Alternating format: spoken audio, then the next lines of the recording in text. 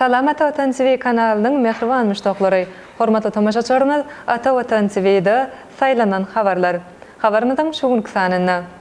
Türkmenistan UNICEF 11 resmi nama gol çekildi. Türkmenistan Büyük Britaniýanyň Coventry Universiteti bilen hyzmatdaşlyk eder. Türkiýe 2025-nji ýylda syýahatçylykdan 64 milliard dollar girdije garaşýar. Rus hokkeýçi Ovechkin taryhy rekordyny golaýlaýar.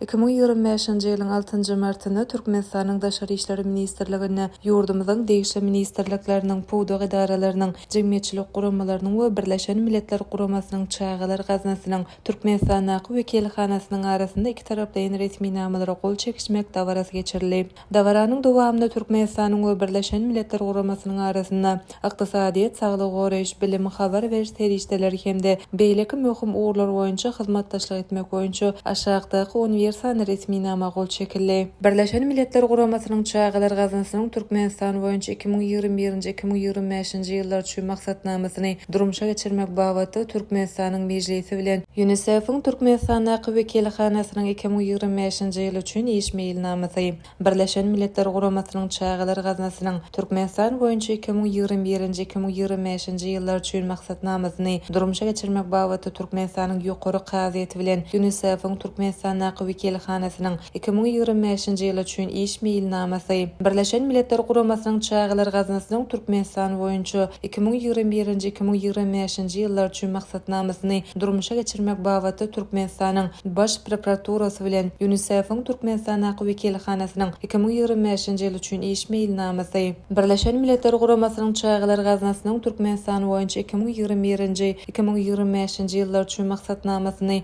durmuşa geçirmek babaty Türkmenistanyň İçeri işleri ministrligi bilen UNICEF-iň Türkmenistan naky wekilhanasynyň 2025-nji ýyl üçin iş meýilnamasy Birleşen Milletler Guramasynyň çağalar gaznasynyň Türkmenistan boýunça 2021-2025-nji ýyllar üçin maksatnamasyny durmuşa geçirmek babaty Türkmenistanyň telewizioniýa, radio gepleşikler we kinematografiýa barada dowlat komiteti we Türkmenistanyň Zenanlar birleşigi bilen UNICEF-iň Türkmenistan naky wekilhanasynyň 2025-nji ýyl üçin iş meýilnamasy we beýlekler.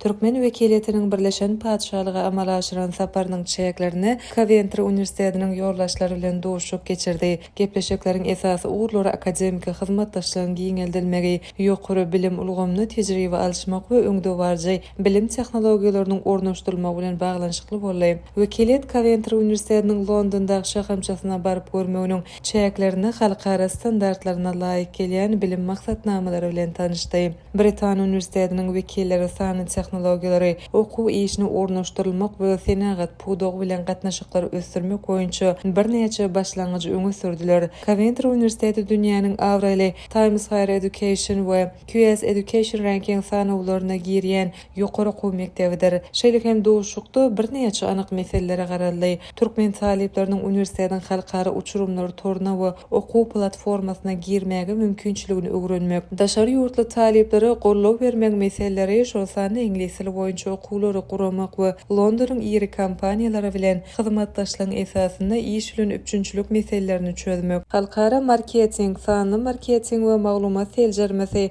global ykdysadyýet, bank işi we maliýe ýaly boýunça magistr maksatnamalary. Türkiýe Respublikasynyň Medeniýet we Syýahatçylyk ministri Mehmet Nuri Ersoy 2025-nji ýylyň ahyryna çenli 63 million syýahatçy we 64 milliard dollar girdiji gazanmak maksadyna ýetmegi maksat edilýär diýip habarçylara beren beýanatyna habar berdi. Medeniýet we Syýahatçylyk ministri Mehmet Nuri Ersoy ITB Berlin halkara syýahatçylyk sergisine dünýäniň milli pavilyonunyň ýanyna medpugat wekilleriniň sowallaryna jogap berdi. Minister eden çykyşynda 2024-nji ýylda 62 million syýahatçy we 67 milliard dollar girdiji gazanandygyny belläp geçdi. Ministriň bellemegine görä 2024-nji ýylda Russiýadan 6,17 million, Germaniýadan 6,6 million we Angliýadan 4,4 million syýahatçy Türkiýede dynjaldy. 2025-nji ýylda hem bu görkezler gazanmak maksat edilýändigini we häzirden Rus tarapyndan 7 millionyň gowrak jahan keşde garaşylýandygy belenildi. Ýurtda ýylyň ehlipasynda syýahatçylyk mümkinçiligini döretmek hem Şeýle-de Türkiýanyň 81 vilayatyna gastronomiýa, taryhy we syýahatçylygyň beýleki urlaryny ösdürmek üçin degişli işler alınıp barilýar.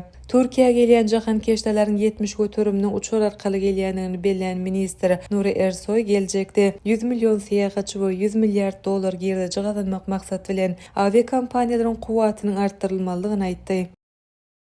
Russiýaly hujumçy Aleksandr Ovechkin Milli Hokkey Ligasyna geçiren gollarynyň sanyny 885-e ýetirdi. Ol kem-kemden Kanadaly hokkeyçi Wayne Gretzky'niň rekorduny golaýlaya. Washington toporunyň kapitany Rus hokkeyçi New York Rangers toporu bilen geçirilen dowuşykda hem tapawutlanmak başardy. 39 ýaşyndaky Ovechkin Kanadaly turgan Gretzky'niň 894 golluk taryhy rekorduny gaýtalamagy golaýlaya. Ovechkin'in rekordy gaýtalamak üçin 9 rekordy öz adyna geçirmek üçin bolsa 10 gol galdy. Şu mowsumda Ovechkin geçiren dowuşuklaryny 32 gezek tapawutlandy.